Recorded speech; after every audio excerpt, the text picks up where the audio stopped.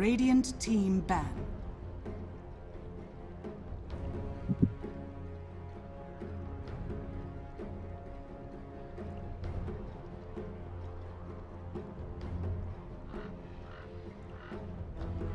Ten seconds remaining.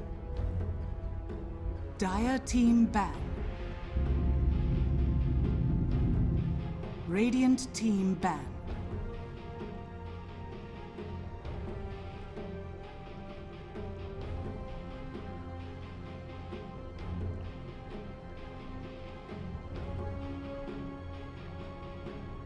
Ten seconds remaining. 5 seconds remaining.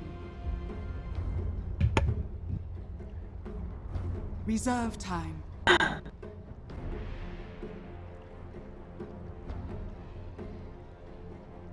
Hello everybody and welcome. We got game 2 on the way. Team Finem versus Rebels. Finem take it, they get to continue on to play the match right after this. Gonna be against Vega, but Rebels, hopefully they can push it to a game 3. I'm Llama Down Under, joined by Gorgon. We have an IO ban out. That's weird, because the IO didn't really seem like he did anything last game. Once again, that's not on ban score. He is a pretty solid IO player, but the conditions just weren't right last game.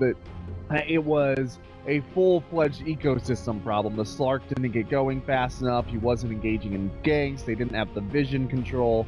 They didn't have the pacing control. There were 1 or 2 fights where they just gave up kills for no apparent reason. But yeah, the IO didn't stop any of that from happening. So I do wonder if this is just that maybe Finem really expected the Beastmaster to get banned out, and then they were going to they didn't think that they could get that early push lineup. Maybe also because of the pick order. They were like, there's no way we're getting the composition we want for that early push, so we're just going to get rid of the IO since that is a pain to play against. Yeah, but they may also not be doing a straight push lineup this time, which would imply that they wouldn't be as grouped up, which makes them more vulnerable to relocate ganks. Disruptor! Right. Dire team pick. Sorry, you were saying like... Yeah, if your team doesn't group up quite as early, if you don't push towers quite as effectively, then you're more likely to be split up and farming and taking objectives around the map, split pushing, stuff like that. And IO does much better than that sort of lineup because you can find individual heroes to pick on. Yeah. So that might imply Finem is not going to be grouping up and bunching down death quite so soon.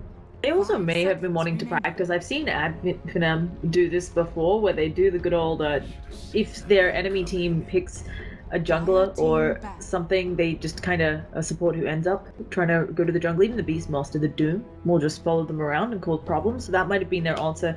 Make the Beastmaster's lane really difficult, and then when he does retreat to the jungle, have Doom follow him around. Seems pretty solid. Rebels, though, get the Disruptor, and I mean, I'm sure we're going to see it in the next series, whoever makes it through, because Sioma plays a lot of Disruptor, but we'll see if they can do as much work as he does.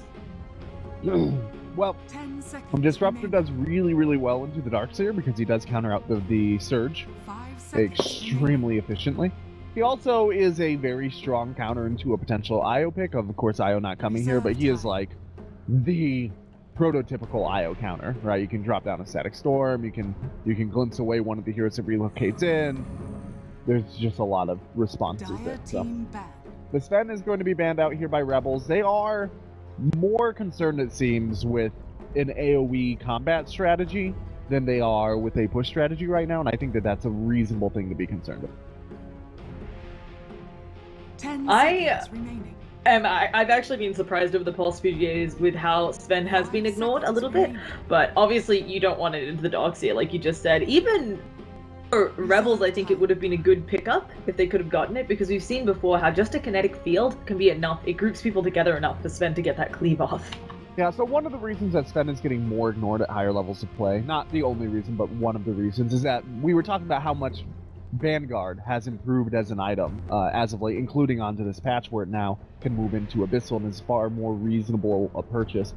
Sven is reliant on cleave damage, and cleave damage goes through armor but does not go through damage block, such as Vanguard.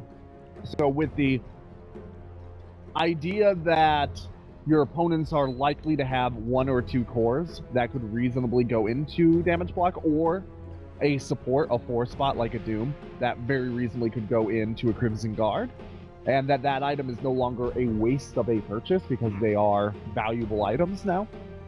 That makes cleave base heroes less just enticing in general. That's one of the reasons we've seen that drop off. He's still very good, he's just more situational now than he had been because he can be countered out a little bit more. Definitely. It's going to be the Witch Doctor ban, though. Coming out of Finem, I mean, obviously a solid support. I can understand that maybe you get 2 people caught in the kinetic field, paralyzing cost just makes everything awful for them. But especially, I guess I'm just a little bit surprised it wasn't something else, like one of those pesky calls like the Slark that we've seen cause so many problems. Yeah, well, once again, the Slark didn't really do that much last game, right? So, if you beat it once, sure, let it slide through.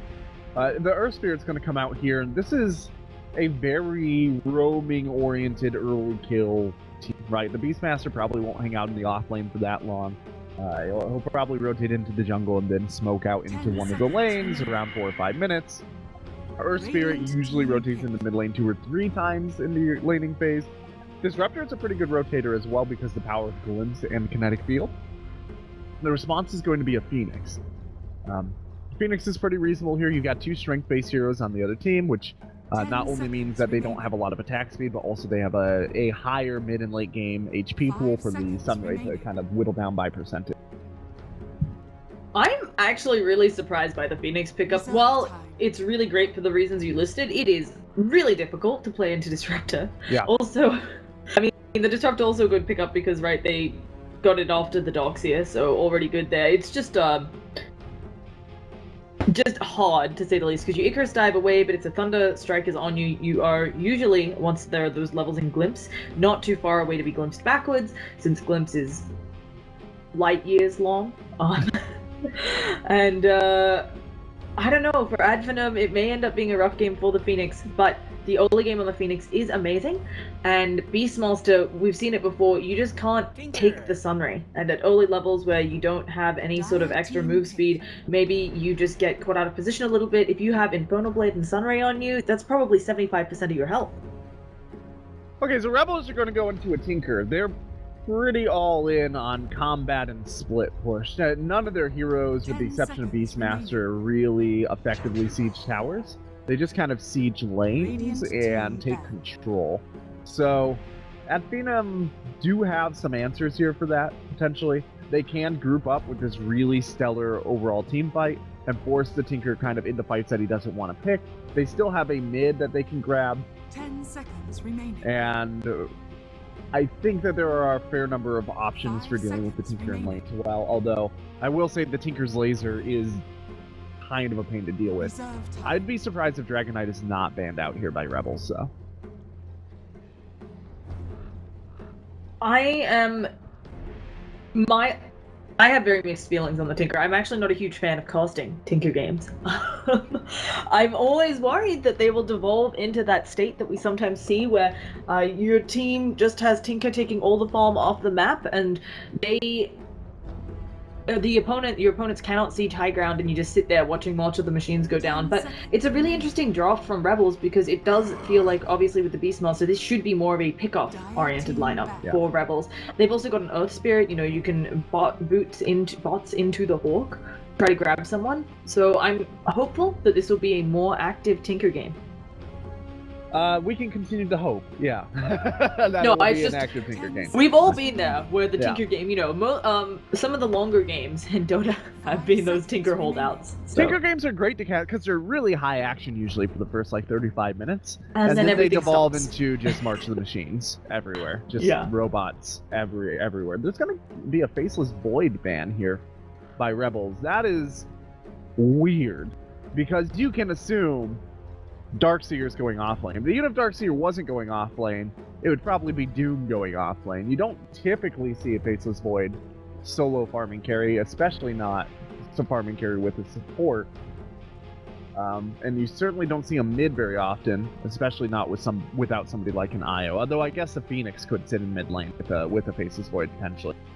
I think he wouldn't do very well into the Tinker though. Advenom have also a few times run the core Faceless Void on Madara.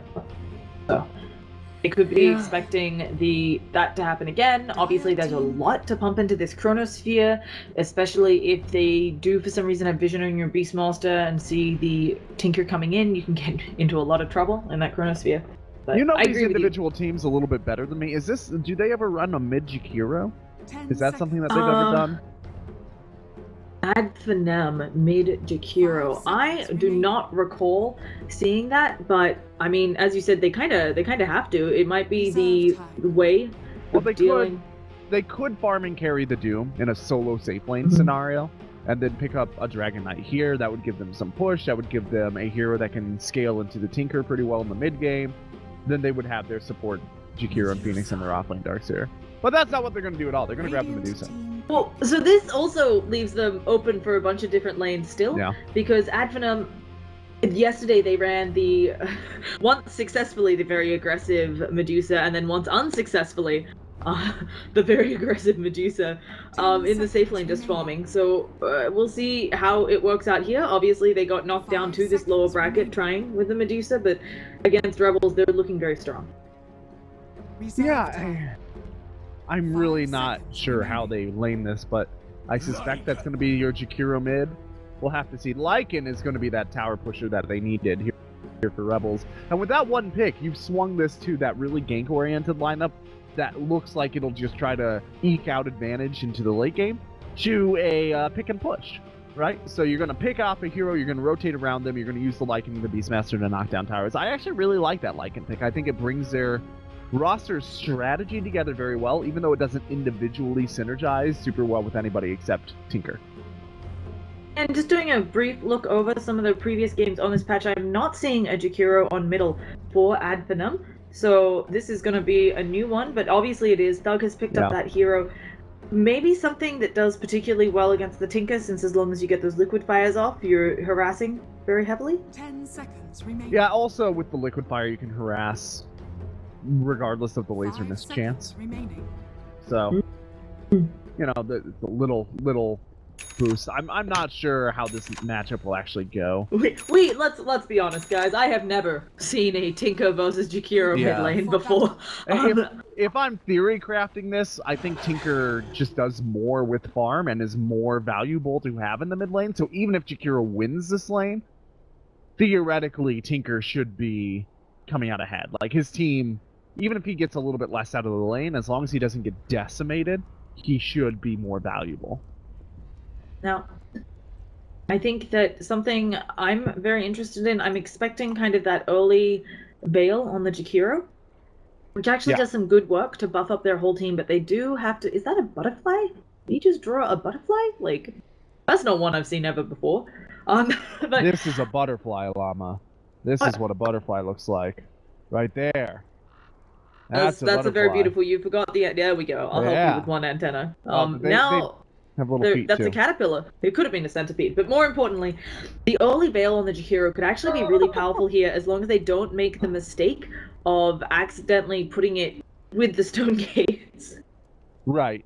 The synergy with the Veil there is okay.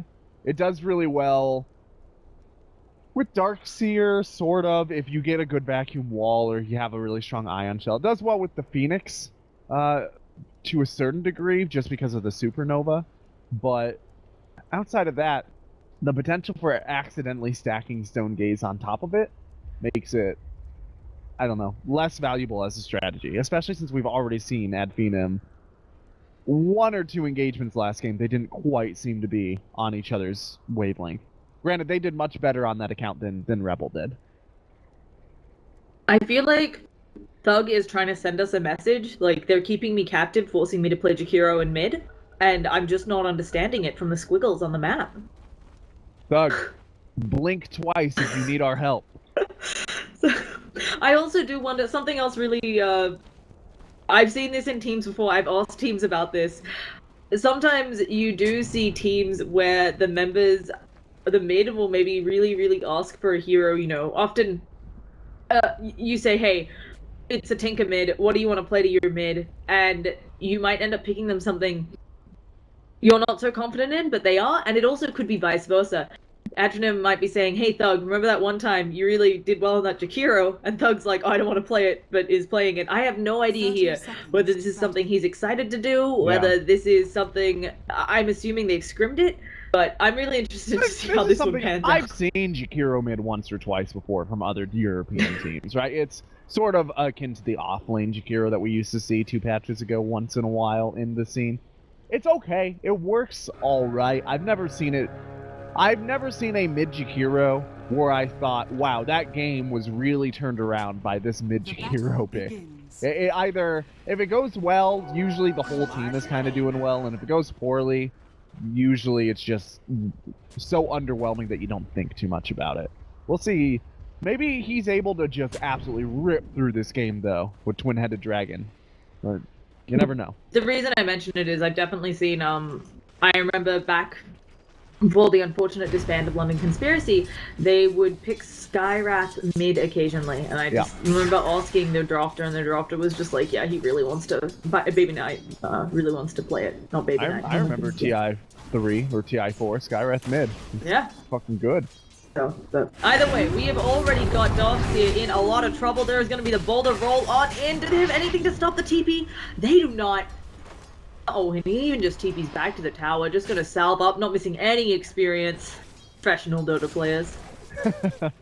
While you're looking at the other lanes as you should be, I am just eagerly watching this mid to see how it works out, because the Liquid Fire spam is already coming out on Tame My Wild, but similarly, Tame My Wild is not having trouble getting his last hits. I mean, as a Tinker with the relatively low base attack, he has gotten every single creep so far, I think. No, I lied. He's missed 2.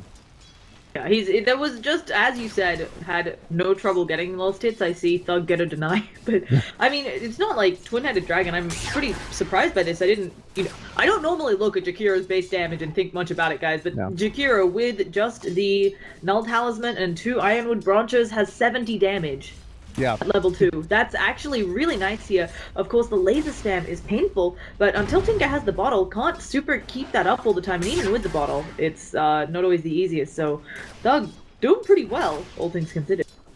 Yeah, as Tinker gets a bottle and starts to be able to harass him out much more, I would expect this lane to start to devolve a little bit for Jakiro. Yes, additional levels of Liquid Fire are going to be very consistent and very reliable spam, but Tinker just has more burst, and he's got pure damage burst, right? There's no real way to get around that.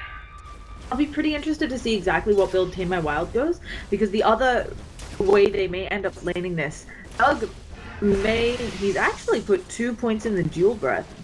He may just end up working down on this tower very quickly. And, okay, Darkseer suicided. You don't need to worry too much about it, yeah. He's just getting back to the fountain as quickly as he can. Always a good thing to do as long as you buy out, especially when you're only level 1, that respawn timer. They cannot catch a break. Vonscore is everywhere on this Earth Spirit. I know he's good at that hero, but Finem keeps trying to find something, and there's going to be a kinetic field to Spartan in quite a bit of trouble. And this death is taking forever. You've dropped a number of ODs, but finally, First Blood will be there. Almost. The creep's coming in to help out. That's like drowning in a flood of molasses. It's like, you can see it coming from an hour away, but there's nothing you can do about it. There was no sidestepping. That was really cheeky by the Doom too. The only reason he was there, he had the Darkseer throw an Ion Shell on him, and he walked in there to see if he could harass out Shocklow, but Shocklow wasn't there. And yes, they did get a ward up here for the Doom's life, but that little bit of vision is not worth giving up first. Especially to the 2 supports who previously were not really having much success finding anything, since the previous attempts at going onto Skylark had resulted in nil. But we haven't talked too much about the carries farm. The Medusa obviously free farming up top, but Lycan, despite the pressure from the Iron Shell, doing quite well himself. Obviously does have those walls to help out a lot, especially against magic from the Iron Shell. But just really impressed that Sadoy is managing to get so much out of his lane, despite the harass and the fact that his supports have been rotating to the jungle. Yeah, Skylark is not yet level 3 Ion Shell, though. It will become much harder for Sadoy in 2 more levels for the Darkseer. At that point in time, Metpum will probably have to stay down here and help him get rid of these Ion Shells. Vanscore, meanwhile, is just kind of roaming around, denying some runes. And Tame My Wild does have a bottle up. He's going to bottle run, in fact. Taking a look at the mid, they're actually really evenly matched. 17-8 to 17-3. Yep, neither of these heroes have great farm. I mean, it's mid, obviously, that it's one of the more contested lanes, but oh, Thug, speaking of, there's going to be a March laid down, does manage to throw the slow out onto both of them. There is a laser with Thug's name on it, it's level 2, but isn't going to be able to throw it out. And Thug just fine, despite a really nice Earth Spirit initiation. Yeah, he missed his Boulder Smash, and that's really what cost him that kill. But of course, it's very reasonable to once in a while miss a Boulder Smash. I'm not trying to throw shade, but they would have definitely gotten that kill if it landed. Metpub, yeah, speaking of molasses, this is the death that has been taking since the mid engagement. They have been working on that, and just Metrum slowly burning down.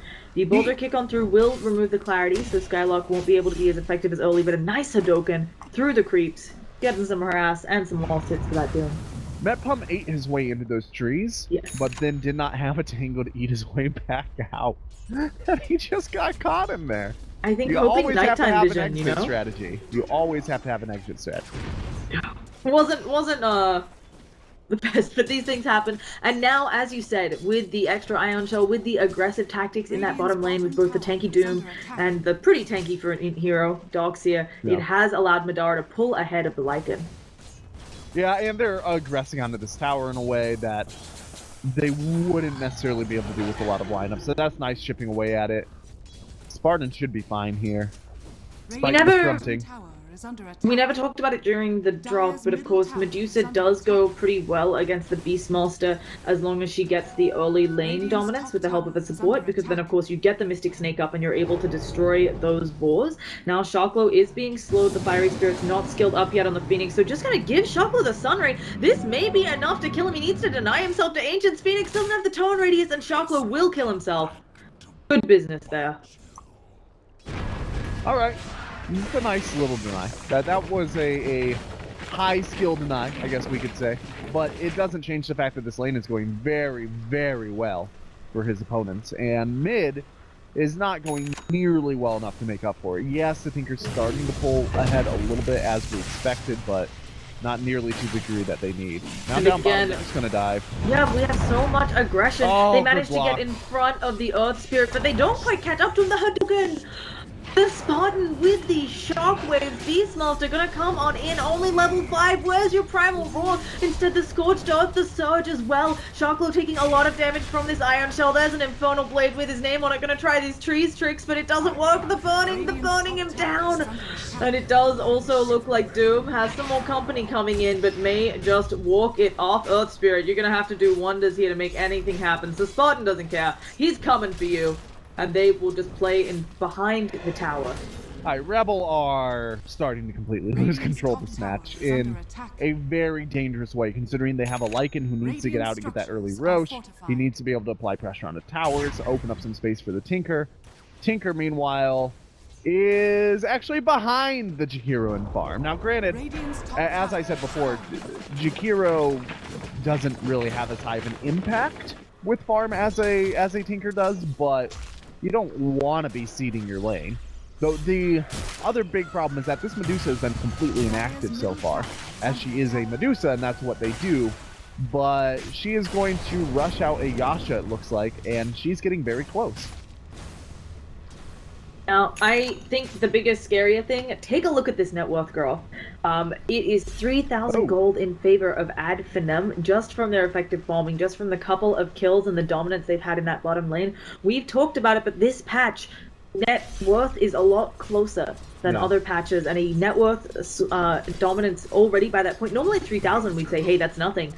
In this patch, it's actually showing a lot more an early factor in who wins.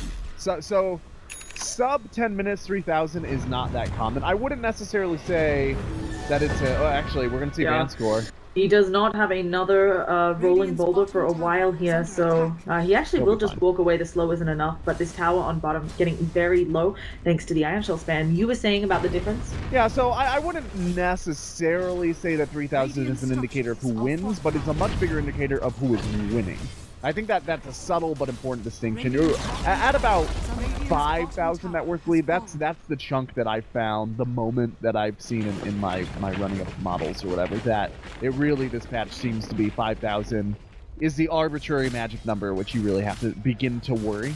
If you are a team behind 5,000 at net worth, 10 yeah. or at any stage in the game. Oh. Well, nice boulder roll, but Icarus Dive doesn't get blocked by anything, so Phoenix will just be able to jump away. And now Madara, having pushed top tower, coming in mid. Now, granted, that because that Dota is not fully functional right now, that is from a smaller sample size, but yeah. Obviously, also earlier in the game is better than later in the game for the team that's ahead. But even as late as like 40 minutes, if you break 5,000 net worth lead for the first time in the game, that is an indication that you are very much more statistically likely to win than your opponent. Agreed, and I like your distinction of it just, it means that you're ahead further, and I think it's really important to mention, previously on last patch, a 5,000 to 10,000 net worth swing did not mean a game was anywhere near over. Right. And now on this patch, it's feeling very, very difficult to come back from it. The rubber band effect, of course, still does exist, but it's just seeming a lot harder despite the towers being strengthened. You'd think that would make high ground, you know, and with the towers being moved backwards, but it does feel like those dominant net worth leads, very difficult. Either way, tier 2, Finem getting that. They may just continue pressing forward. There's no reason not to. They haven't taken the top one, tier 1 even. Yeah. The Lycan is not anywhere near the point that he needs to be in order to effectively push. And the Beastmaster is not quite there yet either. So they're just going to see the tier 3 at 11 minutes. No big deal. The supports are here crying out for help desperately. Yeah, it is not looking great for the folks on Rebel. They are looking close to losing a melee Rax. 12 minutes in. That's the melee Rax gone down. Mystic Snake did get thrown out there, and as for Finem, they're just gonna walk it off. Doom actually wants to go down here. He wants to kill someone. Doesn't manage to get out of the march of the machine. Now getting healed up by the Phoenix Sunray. Primal Roar onto Madara. Actually scary here. She did not have her Mono Shield active. Is silenced up. But again, that Phoenix saving her life. A really nice play there. The wall stopping the aggression as well. Madara turns on that Mono Shield, finally. And it's eating tangos, because it's 12 minutes in and never had to use any. Hey, the Veil Discord is up. That's your mid Jakiro who won his lane just got a Veil Discord. He got a Veil Discord after he got a Barracks. He got it with the Barracks money. Can we also discuss how we have a Rax being taken and we have only had 4 kills in this game? This is not the type of Dota I want to exist. Yeah. This is especially weird. Because we were talking about how changes to this patch impacted pushing, right? The fact that the tier 2s have that armor aura makes it that even if you put any sort of defense on a tier 2 this early, you should be able to put up a pretty decent fight to defend it and force your opponents away. Because it's so difficult to push into you when you have that much extra resistance.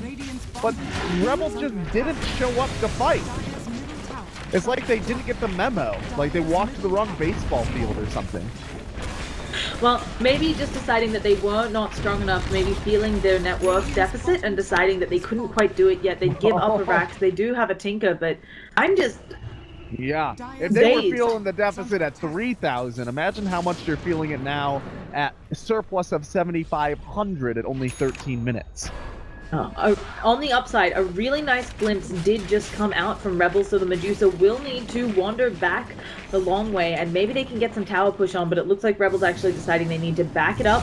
They're going to run into the Doom. They're going to see him. Yes, Silence goes out onto the Doom. Primal Roar as well. Disruptor's on level 6. They can't drop a Static Storm and Doom. Taking years to go down. There's the Stone Gaze. Will anybody get stoned here? Medusa trying, not quite able to get in front, but it is enough. The Phoenix Egg has been dropped. Tamed by Wild going down.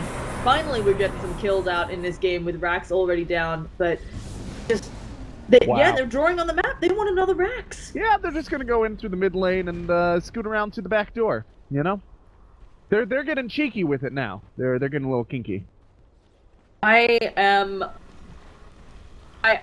unsure of what to say here, because this is really not what I've seen. I mean, this isn't even similar to the TI4 push style, because that at least had kills. Yeah. And it had a pushing lineup. Like, it had all heroes that were designed to knock down towers. The only real pusher they have here is Jakiro. Yeah, Phoenix creates some sustain for pushes, all right. Doom and Darkseer both give a fair amount of deterrence to stop defense on pushes. The only hero that has significant tower damage output is Jakiro, and his tower damage output is slow siege bullshit. It's not like a Death Prophet ult where he just knocks down towers. He's got to be there for 45 seconds before he does any significant amount of liquid fire damage. Yeah, it is, I am surprised. We're gonna see the wraparound looking for a Doom, obviously on CD, so not actually looking for it. I lied. So Spartan gonna just run at their faces. He doesn't care. Yeah. He's got a Crimson Guard already. Where's the damage on Rebels? They have, across Rebels, 3 items, if you count Boots of Travel as a core item, and not a set of boots. You have a Vlad's on Lycan, and a level 1 Necronomicon on Shockblow's Beastmaster. The whole team, that's their item pool.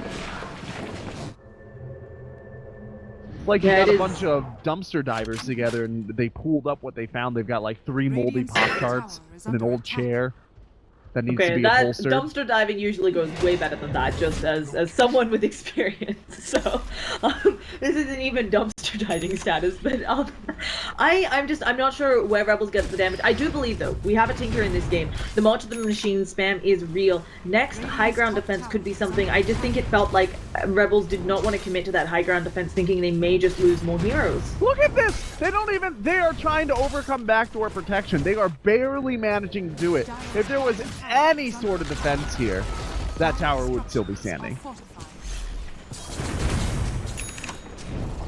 Yeah, But on the plus side, Lycan got a tier 1 bottom, so things are looking up for the old Rebel squad. Any gold is good gold, and there it is. Some damage starting to come out. They are poking away at this tower, but of course, March of the Machine spam is real. We're actually seeing Scales very low, and Static Storm online managed to hit it onto 2, caught in the kinetic field. There's a nice ice ball coming out. The Spartan's still not dead, and here comes the Stone Gate. Phoenix Egg in the front of them all. Bond Skull can't escape. Sadoy tries to destroy the egg. One more hit, they'll get the Phoenix. And that successful hold from Rebels. They kill 2. We're going to see a huge off bounty going their way, but no, they're not coming yet. The Doom on the Metrum. They overextend. Tinker trying to come in onto the Hawk Metrum. Nobody will deny him. And he will go down now. Medusa, they are chasing after her. She has no more mana, so she's significantly less tanky here. But just going to turn around. Level 2 split shot. Just going to poke away at Sharklow. Tinker trying to use the sidelines there as a way to get away, but he does have the blink. That's something. If he can throw a Rion good blink away, still chasing the Medusa using those very magic resistant wolves, actually getting a lot of damage in onto her. She might need to turn around and fight those. She may just go down to all of these units. Ice Path helping her out. If she attacks that thing, it's going to kill her. A very awkward escape here, and one of them will time out, but the wolves still coming. Madara being chased. Tinker gonna come on in, and we will finally see Medusa go down. All right. They've got 4 kills and a tier 1 tower. Things are turning around. That Medusa was alone worth about 800 gold, which is not a lot into a 10,000 gold deficit, but is a lot for a kill at 17 minutes. We just saw Vonskal magnetize a creep wave. I think not expecting to fight for a while here, maybe. Yeah. Maybe expecting to have to wait for the Roshan attempt by Finem, so feeling confident in getting that farm. It's not a super long cooldown spell either. You know, it'll be back up in 1 minute. By the time the Medusa, who does not have travels, because she honestly doesn't have that much farm, she still hasn't even completed her Manta style, or looks like she might go straight into a Scotty. But either way, all she has is a Yasha. You know what I mean? Like she is not rolling in it. She's just grouped up with her team, and Rebel are not synergizing at all. If they successfully sneak this Roshan, that would be huge. Phoenix has used all of the fiery spirits. It looks instead like they want to get a push, maybe another kill off. Or Rebels. Here it comes though. Hawk gonna scout everything out. The Hawk can be seen, but instead Rebels play it safe. Just gonna continue pushing down these creep waves, and we haven't talked about it, but of course Necronomicon level 2 is up, and the Lycan also has a Necro level 2. So we're starting to see some items coming out of the Rebel squad. That's good. They've got something. The fact that they're doubling down on Necronomicons at this stage, like, that's a strategy that you play for them ahead, I think. Multiple Necronomicons to force your opponents away from towers and let them drop. A glimpse, Madara immediately stone gazes, expecting the initiation. Spartan will be silenced up here. Wants to doom someone. Sadoi transforms the nice ice pulse. Oh, that was an egg. That's a static storm on top of people. But anyway, Metrum is already down again. The Earth Spirit Magnetize does get thrown out of the two of them. March spam is going strong. They may actually be able to kill him. Skylark rockets come out. Skylark will go down. The Spartan looking to be the one who follows next. But the Doom onto Tame My Wild. They've killed the Wolfman. They're looking for Sharplo. He's no longer standing in the March of the Machines. Gonna go for the TP away. Do they have the damage? No stun either without the Spartan there. Although the Wolf doesn't quite kill him. And so it will be a 3-for-1. Well, at least they killed somebody. Not all their fights have gone that well, to be honest. The Tinker did gain gold, and if there's one hero that's going to be able to get around and kind of be a pain, it's probably the Tinker at this stage, because he's the only one that can go out without being at risk of dying, right? So, if you are going to stack net worth on the one hero, probably the Tinker is the right call, at least for this stage in the game where you're struggling so heartily to get anything done. They're going to get ready to re-engage here. I think another, it's a choke point. We'll see how this one ends up going for the Finem squad. Rocket's going to be flying out there. Launch of the Machines also being laid down. Madara just standing in there, has a DD as well. Oh, and Madara opening up onto Tame My Wild. They threw out the silence, but they didn't get it off. Where's the Doom? Primal Roar onto the Doom and go glimpse back with very odd engagement there. There's still launching machines going around. They do manage to use the pipe ice pulse off the mark, and it looks like the rest of Rebels planning on just escaping here. A very odd fight. No commitment, it felt like, really, by either side. Yeah, well, Rebel were just trying to force. I look at Tame My Wild still doing whatever he can to be annoying, but annoying is the most of what he's being here. There's just no damage here at Finem because they are so early in the game yet, right? They didn't pick a natural roaching lineup, so there's going to be yet another re-engagement. I mean, finally, the Wolfman cometh. The Launching Machines is down. Vonsko, the Stone Gaze, will be trying to slow down Vonsko. He does end up getting stoned here. They will quickly pick him off. Sadoi thinking about going in, but going to wait until after the Phoenix is done. And the Aegis is snatched because technically it gets killed by one of the Wolves. Well done there, at least. Oh my goodness, look at Skylark. Melt might be in trouble here. Tinker, a set of rockets could blow up Skylark. He's gonna be glimmer caped up. Tame My Wild now taking a lot of damage over here. Will maybe go down. Will have blink up in 1 second, so should be fine here. Tame My Wild blinks away. Wall actually dropped. Unable to find anything. And this is game's still a little odd. It took them so long to do that Roche that there were 3 re-engagements to defend it coming out of Rebel. That is both how short our cooldowns still are, for our respawn timers still are, because we're only 20 minutes into this game, and also how little actual damage at Finem have. They have the Scotty up on the Medusa now. She hits pretty hard, but that's pretty much it. They've just got sustained sort of casty damage around the sidelines, but if they can just kill the Medusa, or more importantly, just kill the Phoenix so that nobody gets healed anymore. Yeah, that might be the ticket. Yeah. I actually think it's a little bit of a funny... Okay, here comes the push. They managed to throw up the pipe. They're dealing with 2 launches of the machine, but they're going to start putting out some damage there. Medusa is completely out of mana, though. She does have Stone Gaze up in a few seconds, but she cannot use it, of course, because there will be no mana. Earth Spirit going to try to roll in onto someone. Misses both of his spells, and we will see Primal Roar out onto the Spartan, taking a lot of damage, getting healed up here. Crimson God as well, trying to help out. Caught in the kinetic field, Static Storm, though, and Madara does end up burning that Aegis. They still haven't brought down the melee racks. Is this Rebels getting back into the game off the back of a Tinker? We'll see, though. The Stone Gaze coming out. Medusa surging forward. Gonna just turn her attention back onto the racks, and now because Tinker can't come that far forward, there will not be much of the machine spam. Sadoi no longer in that wolf form. Gonna try to open up onto anyone. Tame My Wild throws out the mischance. There is the zoning supernova coming out from Phoenix, but it looks like this rack will be going down. Thug gonna help out with the macro pyre, and Finem totally confident in retreating. Not only that, getting damage in the mid lane. There's a glimpse. They're gonna grab Thug. Oh yeah, Thug will be going down. actually takes them a surprising amount of time. How tanky is this bloody Jakiro? Jakiro actually, he scales really well for strength. He gets, I think, like 2.3, looked it up. 2.3 strength per level, which is not bad at all for an intelligence hero.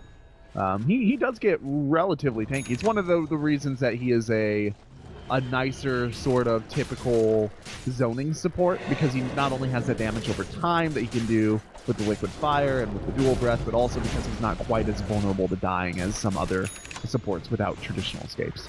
Yeah, I think what is most impressive to me in this game, I actually thought the Tinker might be able to bring it back. I still don't think they're out of it on Rebels, but the fact that this Tinker is able to stay up there on the network chart and also potentially make it so that they're not out of it yet, the defense on the top lane was particularly impressive, and just showing to Finem, even though you're very far ahead, you have to play cautiously the whole time. Yeah, they could throw this game, but at this point in time, it would take a hell of an arm to make that throw. Rebel itemize, they still continue to itemize as though they are playing from ahead and trying to knock down their opponents from one leg. You know what I mean? Like, once again, the double Necronomicon build. That is the sort of thing that you do when your opponents are behind. They can't afford the health to knock down the melee archers or the Necronomicon warriors, because the pure damage that comes out, you're able to get out, actually reach towers and knock down the towers with them. None of that is true here for Rebels, but they built into that strategy anyway. I think, by the way, we have the amazing chase up on top lane. We will not find anybody getting caught. It's like the amazing chase of watching a cat chasing a dog and they're both on treadmills. Exactly. I think that the... Oh, nice. Okay, I spoke too soon. I did not think Tame My Wild would get caught out there, of course, having rearmed to allow to blink multiple times, but instead will be Doom, trying to just walk it up. Okay. Looks like it will be enough. Icarus dive in, though. They're now going to try to bring it to the Earth Spirit, but another hero with an easy escape. All right, everybody gets away. Ribbons for participation all around. Good job. I wanted to say, though, I think that the itemization by Rebels, it feels like their plan is, hey, if we do end up winning a team fight, we will take your towers massively. They, let's say for some reason Finem doesn't have buyback. Ludicrous situation, but let's say it happens. They can take Iraqs, even though there are tier 2s to go through on Rebels with this build, right? They will take objectives incredibly fast. Maybe that would be true if they weren't so far behind, but I don't even know, because they don't have very good wave clear, and they're into 2 lanes of supers. So even with the Necronomicons, the ice storm hits. They could not see him. I toggled on the dire vision. They had no clear idea that was his location. Either way, there is another team fight going on. Phoenix in a lot of trouble, going to get brought down by the wolves. There is going to be the stone gaze thrown out. Medusa a little too late to save her teammate, and now she's actually taking quite a bit of damage. Does not have an Aegis here. Working on a Lincoln's. Make sure she doesn't get any of that mischance, but Tinker just going to cut the creep wave.